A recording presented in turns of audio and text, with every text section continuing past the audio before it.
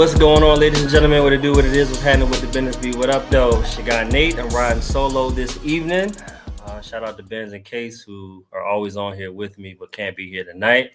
I am one of 12 men, part of the Extraordinary Investment Group, who are doing amazing stuff in the community through education and smart financial strategies. Y'all know the vibes. This is another episode of the Extraordinary Exchange podcast, and we have an amazing guest. Y'all are going to enjoy all the gems, her story. She got an amazing story to tell. New Yorker that spent some time in Philly. I thought she was a Philadelphian, but yeah, I gotta rep New York correctly. Gotta give her props. But again, she's a co-founder of A Sports Group, sports management firm, also CEO of Soulpreneur Consulting.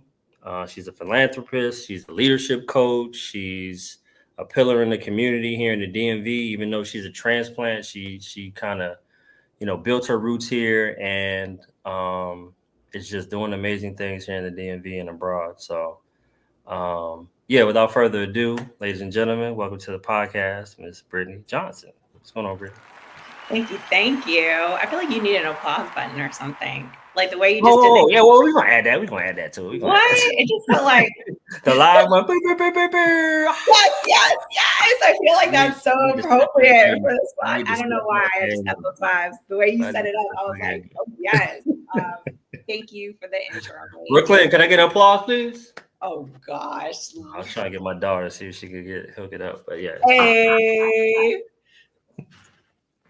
Okay. Welcome. Yes. Thank you for having me in this space. Thank you for, sharing in this conversation and bringing me on. I'm excited. I'm excited to talk about, all the things in the soulpreneur world, soulpreneur life out here. Soulpreneur for those that are listening and don't see it spelled out. Very, very dope concept. Let's start there. Let's have an extraordinary exchange. Just tell the people a little bit more about who you are and how you came to birth this amazing soulpreneur endeavor of yours. Yeah. So I always say I'm going to write a book. Nobody take it from me. Okay. I'm going to get a trade. I need to get a trademark ASAP, but it would be called Back to the Drawing Board. To get to Soulpreneur Consulting was literally a journey since I was born, I guess, of always going back to the drawing board and figuring out what I loved, what I was good at, and really what the world needed. Now, of course, throughout my journey, I wasn't really asking myself those questions. But as I've reflected now on this end of my life, that's really what I was doing. And I know so many of us are going back to the drawing board, and we all do at many spaces of our lives, whether it's professionally, personally, in relationships, our health-wise. We always have moments where we need to step back, reflect, and then pivot so that we're continuing to ultimately find joy, find peace, and find fulfillment in what we're doing.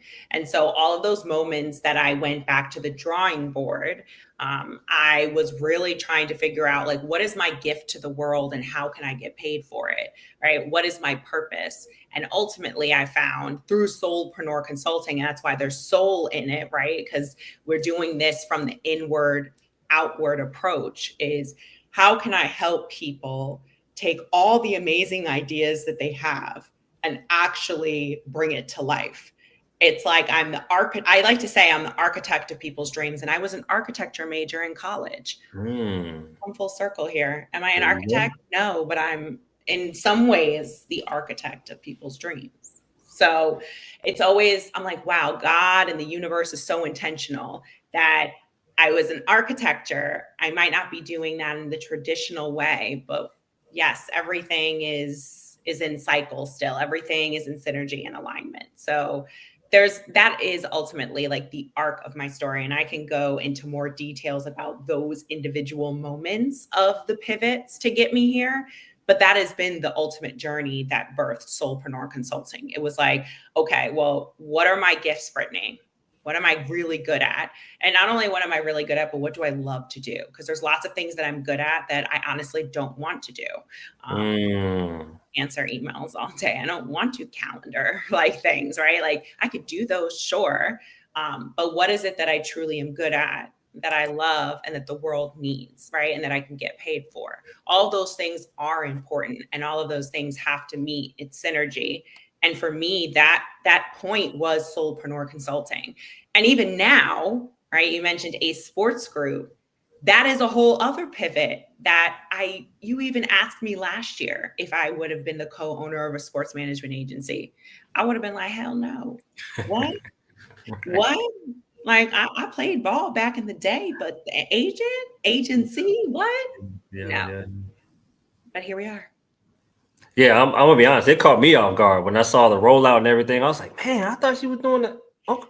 All right, yeah, I'm here for it though. Like, yeah, it's amazing. Like the rollout, like what y'all have been doing. Again, I've been cheering y'all on from a distance, and actually met with a few of I don't know, the co-founders or some folks that are involved with ACE recently at the Building Generational Wealth Expo down in Yeah. Southeast. Yeah, that's super dope. That's super dope. So we're talking about some of the pivots, how Soulpreneur, how you started with what you love, what you were good at, and then what the world needed. At like what age? When did you figure out? When did that key and that shift unlock in your mind? Like, okay, this is what I want to do along the Soulpreneur. Because you talked about, you were in architecture in college, and then, you know, so many of us go to school because that's what they were told, or that's what we were told. But then we end up doing something different than we went to school for. We land in a vocation that may not be our passion. I don't know if you did that at all, but like, how did you finally land on, okay, this is my gift to the world, and I'm going to do it in the form of Soulpreneur? Yeah, great question. So, yes, so in college, I was an architecture major, and I put that together because I was like, well, I like math and I like drawing. Okay, architecture, yay. And as I got into art, as I got into the field, right? Meaning like as I got into college and I was doing studio and all those things, I also had the opportunity to intern for 2 summers with an architect in New York City. And I Mm, realized I liked it and I didn't love it. yeah. I liked it, but I didn't love it. And it was like, do I want to? These people look miserable. They are just slaving away. They are at their laptops. Like to be the actual architect who travels around and signs the paperwork. I mean, that took, from what I heard, years and years and years of experience. And I just said to myself, this is not the way I want to live my life. So going into my 4th year of college, I decided to pivot. And I said, okay, well, I'm not going to go get my master's in architecture. Let me go back to the drawing board. And so I wound up applying to Teach for America. Why? Because I love mentoring. I loved math. I was like, I'm gonna be a math teacher. Great. So I applied, I got in, and then they said, you're going to teach secondary math in Philadelphia. And I was like, oh, did you not? Philly was 7th on my list. Did you not see all the other options of places like New York, DC? I put Newark, New Jersey. I put Delaware. I put Boston. I was like, the math ain't math in here. Philly, I didn't have any friends or family in Philly. There were no roots in Philly, but I just picked it top 10 because it was East Coast. Yeah, it's close. Yeah. Mm-hmm. But, and I will say, mind everybody here, I was in Philly for 13 years. So clearly I wound up loving it. But my first year, I hated it. I was like, screw this city. I'm going to do my 2 years and I'm about to be out. But I wound up really loving it. And I truly loved my work as an educator. I was a teacher, then I moved into leadership. I was an assistant principal, all the things. And I do love it. And I'll still say to this day, I love the work, but I didn't love the conditions and the parameters and the system, the larger system that made it really hard to actually feel like you were making impact Yeah. in education for our kids. And I'm sure everybody in this world, any educator knows exactly what I'm saying. And that became exhausting. And I was doing it for 12 years. And then the pandemic hit. And it was like a time for me to step back and say again, okay, I'm burnt out. I wasn't feeling extremely valued in my organization. I wasn't feeling I could make the impact that I truly felt our kids and our families deserved. It's like you're hitting your head against a wall. Okay, well, let me stop. Let me step back and like, let me find another route. And so that's where I decided to start my own business. I felt like it was a long time coming, but I just didn't know that that was going to be the avenue. I honestly thought I should still get a 9 to 5, but the universe was like, nah, girl, all these opportunities you're going to apply for, you ain't getting them. Mm. What? I was like, I am so overqualified for all these jobs. How dare they say they don't want to move forward with my application? My resume is top notch, but again, the universe said, this is not going to be a side hustle. This is going to be your thing. And so even then, that's my other drawing board. So first drawing board, architecture to teach for America. The second was teach for America, or teaching education to for 12 years to now starting my business. And then when I started my business, I was doing virtual assisting. I wasn't even doing what I do now. And again, I liked it. I didn't love it. I could do administrative assistance. I could do that work. Did I love it and did it fuel my soul? No. And then my clients were even saying to me, Brittany, you're like my thought partner, really. Like you're doing strategy, Mm. you're doing coaching, you're like managing and project, like you get my brand and you see the bigger picture and you're actually helping me at a higher level than really what you're coming in at. So I went back to the drawing board and I said, okay, really in that case, it's what do I love? I know what I'm good at, but really what is it that I love within what I'm good at? And then what does the world need? Because I heard from my clients what they needed and I knew I could give that to them. And that was what birthed Soulpreneur Consulting. I said, okay, well, I want to help people deepen in their purpose and help them make impact. I want to be the architect of their dreams. I want to take all these amazing ideas, and whether that's through coaching, whether that's through brand and marketing, whether that's through project management and strategy, I'm going to help you build your dreams. I'm going to help you see your purpose in a physical come to life aspect. And I believe as I have continued in that work, that that is the gift that I have brought and that I continue to bring. So those have been some of the drawing board moments. And now, of course, is this ACE Sports Group, which I'm like, it blows my mind still. Amazing. And I still have to pinch myself. And I know God is so annoyed at me for asking every day, am I supposed to be here? Are you sure I'm supposed to be doing this? Everything is still saying yes. And I can have both. And I think there's the beauty of you don't have to just box yourself into one avenue or have one business, right? Like, or just one path. I'm learning that there is beauty in living in the and or versus just the one or the other. That was very That. No. That was perfect. That was perfect. Living in the and not the or. I like that. I like that.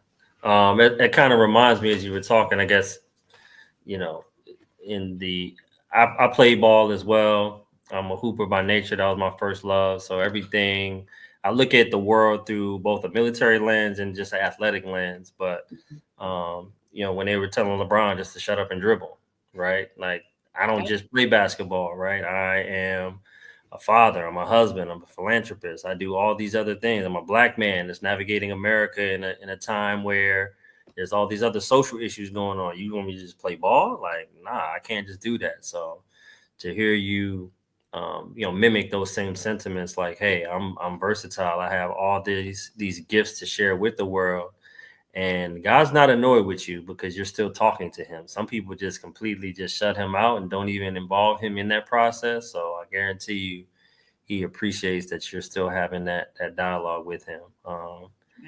So I could think about myself, right? When I joined the military, coming out of high school, I thought I wanted to be an accountant, right? I was good at math and this and that. But 2 months into the class, I hated it. I was like, I can't see myself doing this for the rest of my life. Like I'm good at it, right? And I Yeah. think that was one of my issues. I was good at a lot of things, but I didn't know what my actual passion or my purpose was, what fueled my soul. Mm. Joined the military. kind of got that spirit of service further implemented into me because both of my parents served in the Army as well. And then that kind of just fueled a lot of the other things I'm doing or I've done. So how does one kind of find that that thing, that their purpose, so to speak, right? This is something that you specialize in. I don't want to give too much of your intellectual property away, but if you can help someone who's trying to find that purpose, who has a bunch of gifts, to feel like there's something inside of them that they should be giving the world, but maybe they're not, in the form of maybe motivation to make that pivot, or what give talk to that person, give them a little assistance, if you will. Yeah. So there's always two types of people. Sometimes there's a Mm. hybrid, right? But there's two types of people that I often are called to work with me or vice versa, right? Like one group are people who have like all these ideas and they're just not sure what's their purpose or Mm. like which one should I go to, kind of what you were just describing.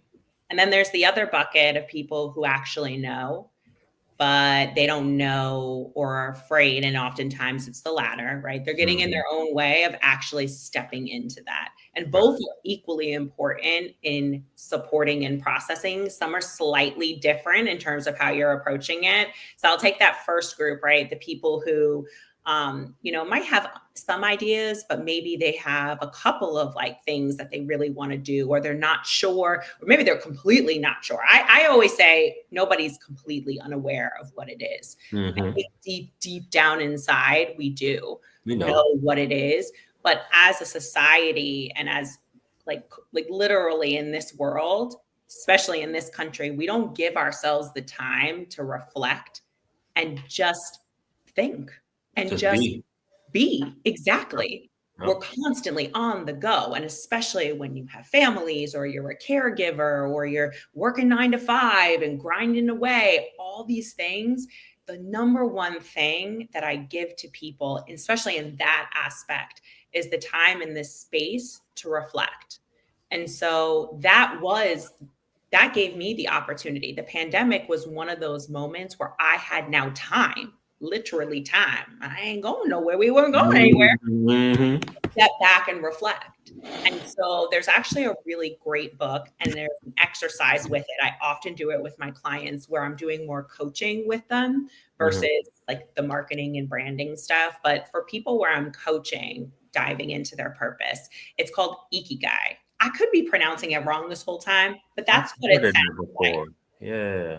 And so it's a Japanese philosophy. The word ikigai does mean purpose. There's a book behind it. There's a book about it, but there's Hmm. also all of these activities and those questions that I ask are actually a part of it. So as I was reading it, it has helped me in my own philosophy. It helped me in my own practice of doing this work. And so it is also my gift. Like I don't like to do things with clients that I haven't done myself, right? It's like Hmm. like, oh, you want me to do all this stuff? Did you try this exercise? Did you see the right form? Don't come at me if you done did this exercise and you ain't done it yourself. You gonna do this right with me.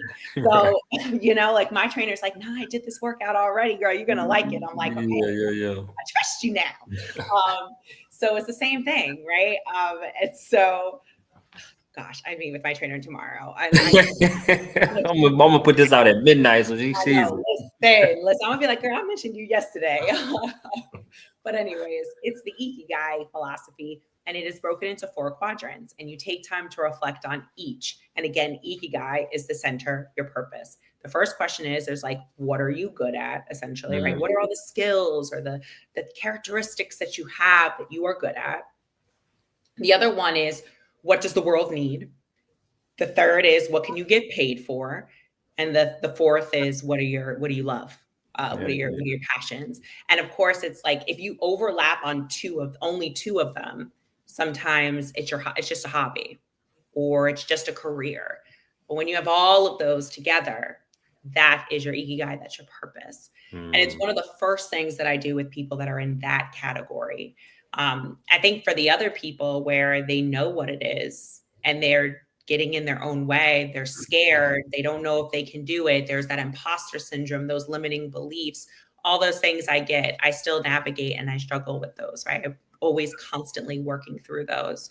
A sports group is actually a great example of that recently. But that's a different set of like, let's step back a little bit. And again, it's the soul work, the inward work of that came from somewhere.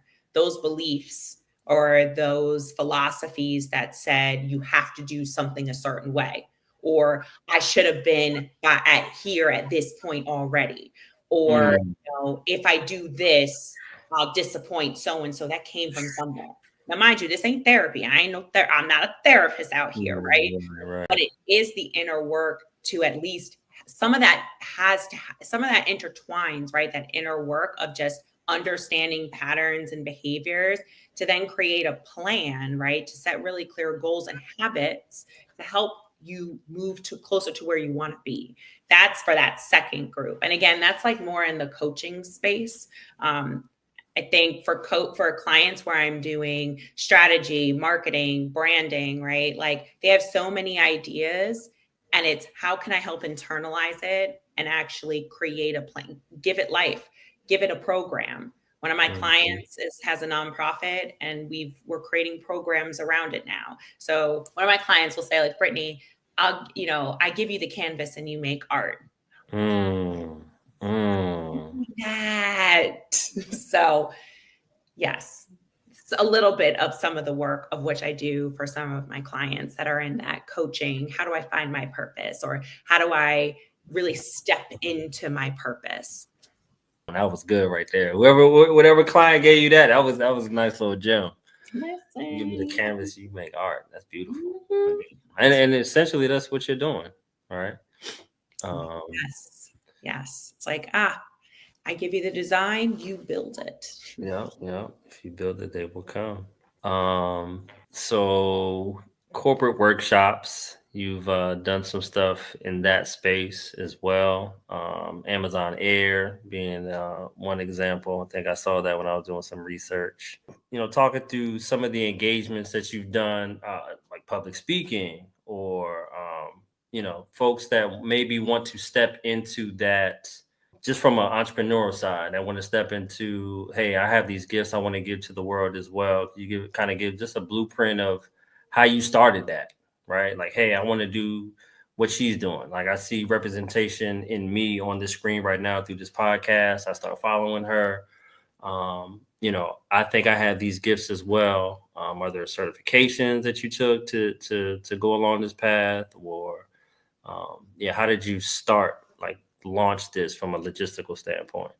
Yeah. No certifications. I know, like, for some people, they do life coaching certification. They'll do, executive coaching certification. Like, they'll do that. I didn't, and I'm okay with it. Mhm. Some people decide to do it. So there might be some certifications depending upon which way you want to go. Obviously, on the sports side, if you want to be an agent, yeah, you got to get certified. So, if you want to do NFL, NBA, all that stuff, but that's a whole other ballpark. In terms of like this work, starting a business and all that, like you need to decide, do you want to have an LLC? Do you want to have a nonprofit, a 503c? Like those types of decisions. LLC, you got to get some paperwork done. I hired somebody to just do it, and it was really quick. Took like a week just to finish all the things, and we were done, and LLC was there. Definitely get a bank account, right? So all of your money is funneled through your business so that you can do your tax write-offs and everything. That is important. Mhm. And then I would say the biggest thing, so I was still working my 9 to 5 when I started my business. And that was because I wanted to make sure I gave myself 6 months to see if I could build a sustainable business as a virtual assistant at that point that would Mhm. make me feel comfortable leaving a 6-figure job with good health benefits, right? And like those things are important. So it wasn't like I just was like, I'm going to start my business. Bye. No, I gave Mhm. till the end of the school year. I started in January. I got some clients, but what I did was, and I actually got this from, I started to talk to people the beginning of the school year. So beginning of the school year is September, right? August, September. I was like, hey, I'm thinking about doing this. What are some things that you would suggest? Or what are some things, like I was just asking questions and talking to people that were in various spaces. Some didn't have a business, some did. Some were my family members, like all the things. And I got some great feedback. And one of the things was to write an email to all of my close folks. My family, my friends, like close colleagues, right? All of those people, and send out an email that lets them know this is what I'm doing. This is what I hope, and here's how you can help me, essentially. Here's what I'm looking to do. Here's why I'm looking to do it. And here's how I need your support. That was really great. That was one of the biggest pieces of advice that I could have gotten to at least start that. And it was an easy move because it didn't take that long. It was a low lift. And they're with the people who love you and care about you, right? And want to see you succeed. So already my family was like, oh, I got you. Oh, okay. Da, da, da, da, da. So it was just great to at least start to get some momentum and to let people know. The biggest thing is you have to let people know what it is that you're doing. Yep. People are not mind readers. People are not like, you don't tell them what you need or here's what I do. Like, you're not marketing yourself. Ultimately, now I know that is marketing. That's part of marketing, right? You have to bring awareness of and effectively communicate and tell your story about what it is that you're doing, what you're trying to accomplish, and why people should invest in you. And it is that networking, right? Like, I found for me the most like Instagram was not the highest ROI, return on investment. It wasn't. I was posting regularly and like, yeah, people would like, and like all this, like, yeah, but it wasn't fully translating into customers. And I just did it, or clients. And I didn't like you already know, the bullshit around Instagram. Let me show you how I made a 7-figure business in 2 hours. Right. Let me show you how I don't have to show my face on Instagram and I can make $20 million in a year. Like, I'm sorry. It's just not the soulpreneur way. And not people who are doing that work, and that's great for you. Like, not to knock scammers. No, we can knock scammers. That's what it is. They scamming. Let's be real. They scamming. I just felt it was not the way I wanted to conduct myself. I never wanted to be that person that was selling how much money I made or how much da da da da da. Like, I just didn't want to be that person. So I realized quickly Instagram wasn't going to be the thing I wanted to invest highly on for the highest ROI. LinkedIn. And I quickly found out that LinkedIn and in-person interactions were the thing. And that in-person makes sense. I'm an in-person kind of person. So it was the in-person interactions and the networking. I knew that once I got in front of somebody and I could talk to them more so than write something to them or send them a pitch deck, I knew it. I had the highest conversion when I had my discovery calls. Yep. Once somebody booked a discovery call, I was like 80% more likely, like it was an 80% conversion rate that they wanted to work with me and became a client. Like, that was what that was at that time. And I was like, okay, so I know for me, I need to be on LinkedIn. And I now know that I need to be out here networking and connecting with people. That was for me the highest ROI. And so I encourage people, when you're thinking about starting a business or you want to continue to grow your business, one, leverage your community, be clear about what it is that you do and the support that you need. That is so, so important.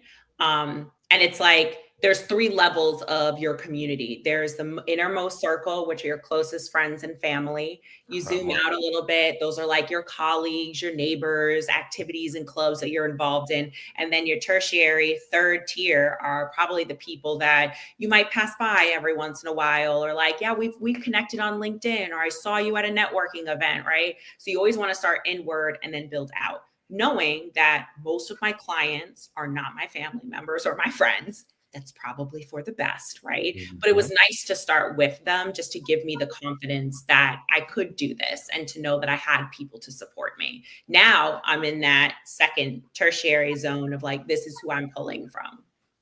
Yeah. Again, that was long-winded, but I hope that was No, no, no. So many gems, so many gems. As you were talking, I'm thinking, so first of all, with the different um markets, I have a network marketing background. That was like my first introduction to business. nice. And those scammers that talk about, oh, do this and then you get a certain amount of money, that's what gives network marketing such a bad rap. Like network marketing, when done correctly, when treated like a business, can be a very viable, low, you know, easy way for people to get into entrepreneurship without the big overhead, right? Yeah. But again, people go into it with the wrong mindset. Oh yeah, just get your two will get two, you get two will get two, and then we're gonna be vacationing in the Maldives this time next week. Like, nah, cut that out. It's not real. We have to Um, stop the short term. Like, yeah. and I think to your point, that's why all of these things have given, I love how you say they gave marketing a bad rap. Because as Mhm. somebody who does marketing now, and I fully own that, I hated to say it in the beginning because Mm, I was like, I don't have a business, I don't have an MBA or business degree. right. Actually, I'm a beast at marketing and branding. And it takes time. And Yep. so it takes time to build that awareness and to nurture that Cultivate. audience. It Hmm. takes time to get the ROI. Of course, the goal of marketing is to get increased revenue. I mean, that is why you market your business so that people buy your products or, your services and all that stuff, right? But it takes time to get there. And all of these scammers are quick fixes. Hmm. 20 million, let me show you how I made $1 million in 2 days. Like, bro, where are we? Right. Good Right. for you.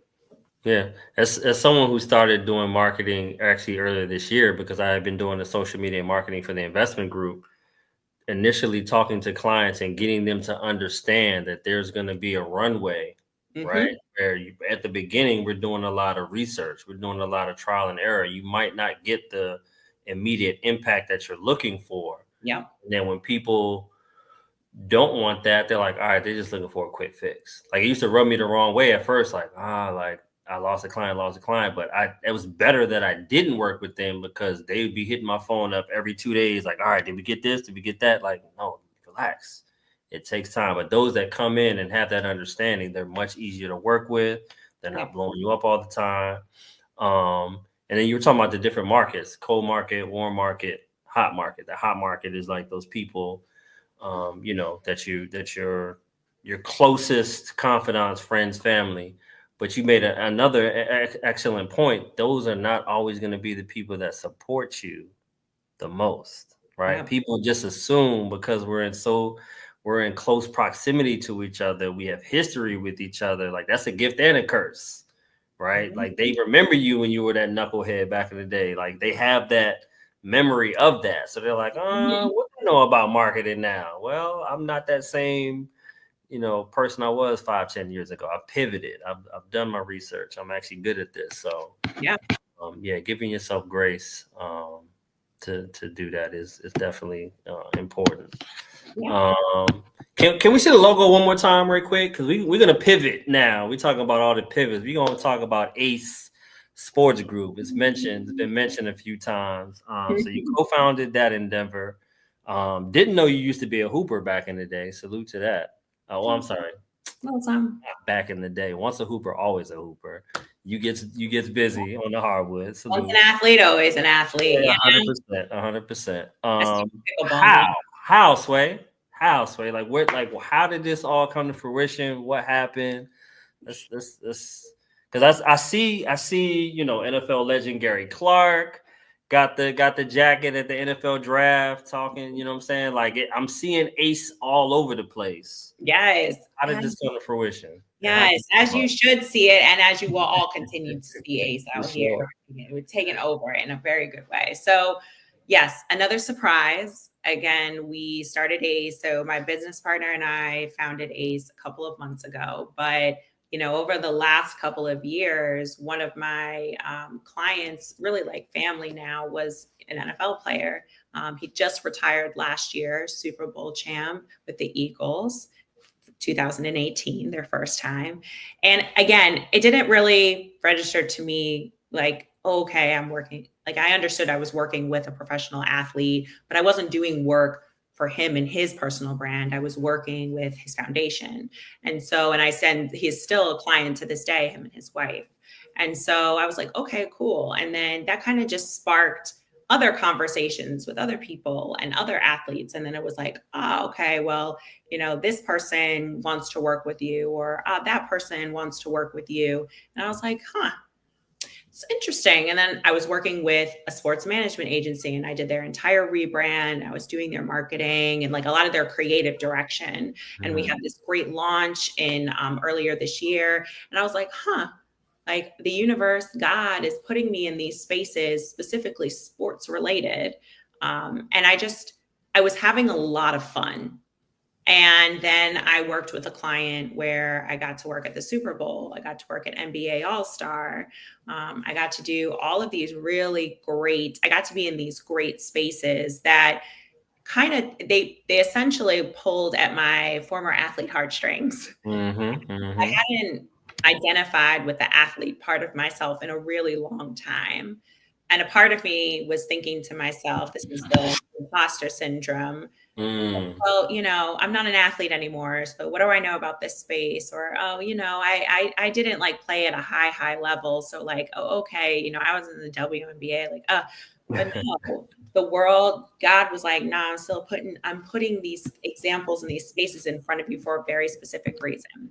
And so earlier this year, I was connected with a former client. He worked with another organization that was a client of mine. And we were like, hey, we have this really big vision. Why don't we do something with it? And that was how ACE Sports Group came to be. And then we started it in end of March, or no, probably April, May. And it's like one of those things where once you just let the snowball roll, and it just gets bigger and bigger and bigger. And I feel like that's the momentum and the energy that we've been gaining. And it's exciting and it's energizing. And I said to myself, and I have this vision board on the side, I had 3 intentions for myself. Mm. And one of them was adventure and fun in a thriving business. And I think being in this sports world reminded me about it's been fun and adventurous. I've been able to travel to New Orleans and San Francisco. I've been able to meet some really cool people and have some dope experiences.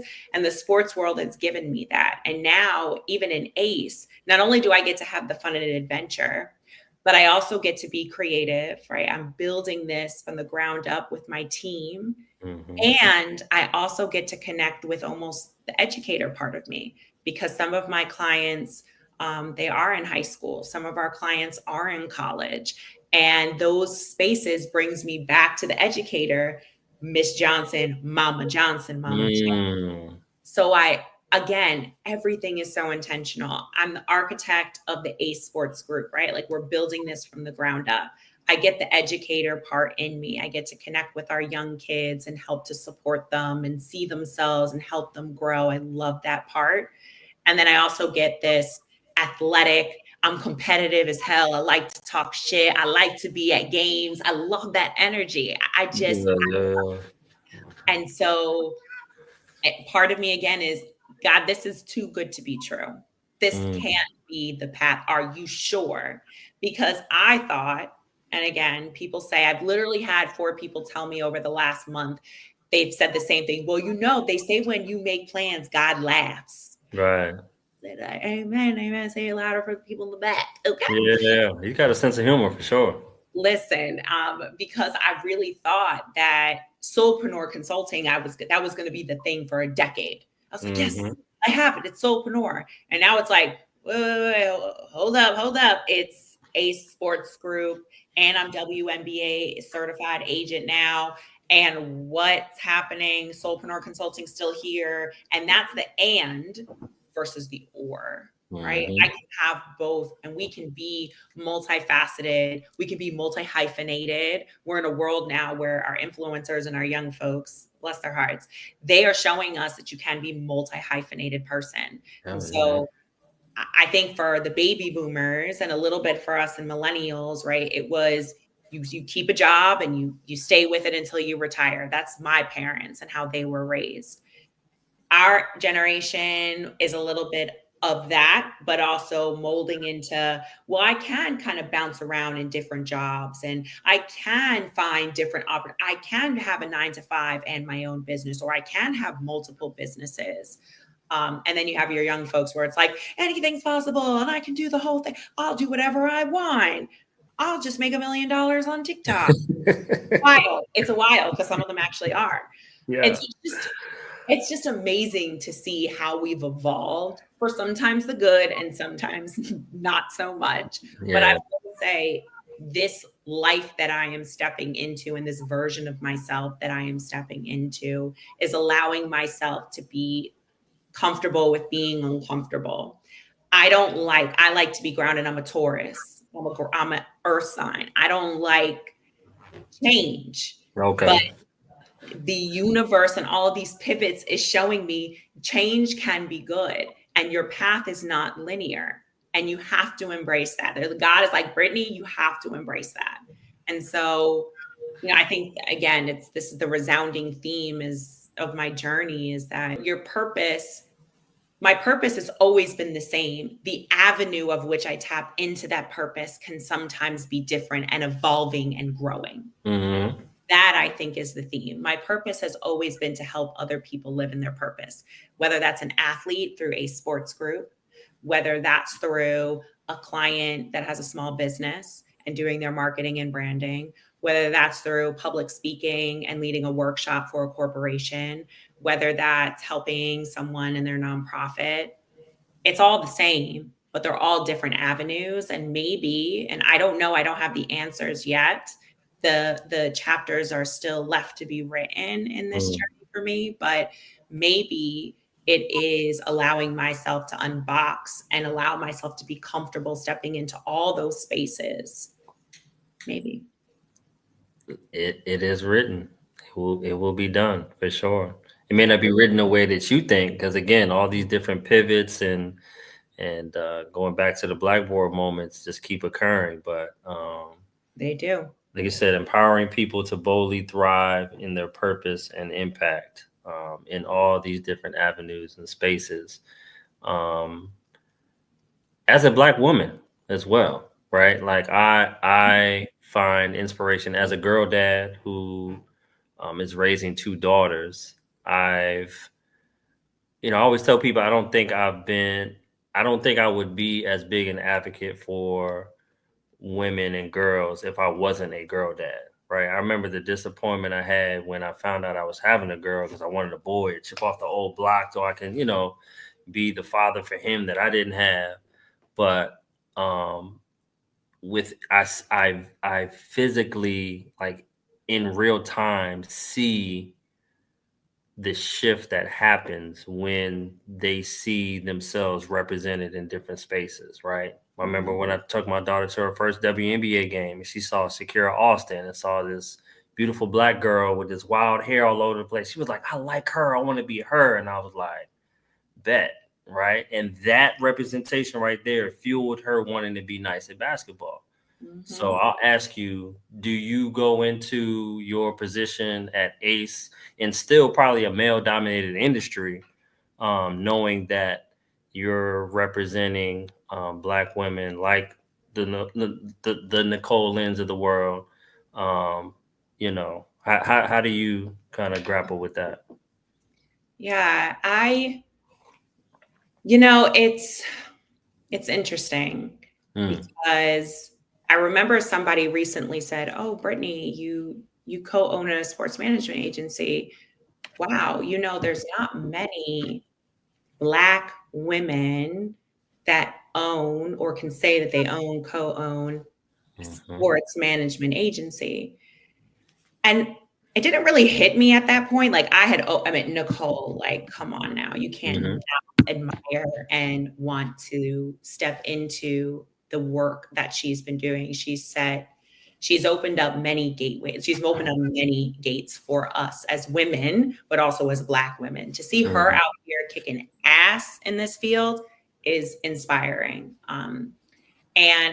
Until somebody had said that, I was like, huh, I guess I didn't, you're right. Like, it just didn't click. I knew, obviously, being in the sports industry, it's a very male dominated space.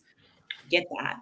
But I had to really step back and reflect a little bit on that, because I've been so on the go, running, running around, all these things, Mm-hmm. that I didn't even recognize that a comment like that had me really pause and say, whoa, let me remind myself about really what it is that God is putting me in. He's putting me in this space to be a voice for others. Sometimes it's hard for me to, I think part of my work is to truly own that. I'm Mm. I'm not there yet where I would say, yes, I'm paving the pathway. Because every once in a while, I'm like, what am I doing? What? I don't know what's happening. Sports, am I supposed to be here all the time? I think it will be ever an ongoing journey to step into that. But I can imagine that I will hopefully eventually one day see that me being in this space will allow others to see that they can also be the next agent for, Johnson, There or you go. Say it. Talk that talk. yes. See how you can even see in my body language. I'm like, Right. Like, I don't even feel yeah. Step into Agent that. no, okay. Since we talking about this work anyways, Agent Johnson, right? Co-founder of a sports group that others can also see themselves in that space. Even if they're my age, even if they're 12, 20, 30. I ain't too far from 30, but you know what I mean? But at any age, you can still, I don't like to say reinvent, but you can still step into anything that you want. You really can at any age. It's never too late. And so we'll see. Who knows? Like, who knows what's going to become of Soulpreneur Consulting? Who knows what's going to be a sports group? I know both are going to be great. Whether that will be the thing that, I'm still doing in 10 years, 20 years from now, who knows? But all I know is right now, I love what I do. I love the impact that I can make. I'm damn good at it. It is what I love, and the world needs it. And you're taking all those other previous experiences, right? Mama Johnson, Miss Johnson, as an educator. And first and foremost, I don't know how I forgot to mention that in the bio. I think during the pandemic is when we all realized how important and underpaid educators were. So thank you for that work that you do, that you did and continue to do in this aspect. But just from the architecture to the educator to the soulpreneur to now being a boss at ACE, which stands for Athletes Committed to Excellence. I thought that was a dope acronym. It's just a testament to, like you said, being able to pivot, being resilient, constantly, seeking your purpose. So I salute you for that. Book club. I did want to mention the book club as well. Book club's gonna make an appearance. Come on, book club. The Soul Love, wait a minute. Soul book club. Soul Love Soul Book Club. Fun Talk times. about that. Yeah. So during the pandemic, I feel like everything is during the pandemic. Right, So right. during the pandemic, obviously, we were all quarantined, but we were still craving community and connection. I was like, okay, well, I have some dope women who like to read. And I was a book nerd. Like, I was that little girl who was at the library reading like Amelia Bedelia or something, whatever. And I've always loved it. I don't love reading when people tell me I have to read, or it's like, Mm-hmm. for school, like college, like reading it. That I don't enjoy that, but I enjoy a good suspense thriller kind of book. So there were literally three of us. And we said, okay, well, why don't we read a book and we'll like chat about it in our text? And I was like, okay, cool. And then other people were like, well, I think I want to join a book club. I want to read. I was like, okay. And it just evolved and kept growing. And I said, okay, well, we can't do this group chat. Why don't we just hop onto Zoom? Okay, well, why don't we do it every other month and we'll meet on Saturdays in the morning to like discuss? Oh, okay, cool. Why don't we create a pacing guide? Oh, cool. Okay, like, well, now we'll get a book club coordinator and she'll help us choose the books. okay, cool. Now we have over 150 women in our database. And, you know, we've been doing this since 2020 and we've read over 35 books, Mm. and it is a space for Black and brown women. It is a space, I say it's a space for us and by us. So, you know, it's all of the authors are BIPOC authors. Most of them are Black women. We have women across the country. And honestly, we do have some folks internationally that have tuned in on some books. We had someone from Paris, Kenya, like it was wild, Chile, I think. But we have Mm. some in the States, uh, Cali, and you know, Cali is 3 hours behind. So this Right, woman right. come on out and she'll be at 8 o'clock morning her time on a Saturday. We're 11 o'clock on our time. But it's great. I mean, these are women who over the years now, some women have been with us since, you know, our first couple of books. Others might have joined, you know, even for women who have joined recently, right? Like we are each book we find out something new about ourselves, Mm.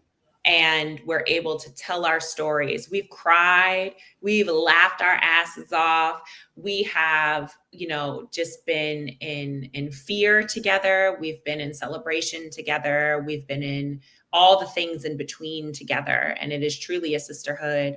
Again, did not think, I was like, all right, let's just read. But it is truly a community, and it is one of the things where I look forward to, like I miss like our women. um, Yeah, yeah.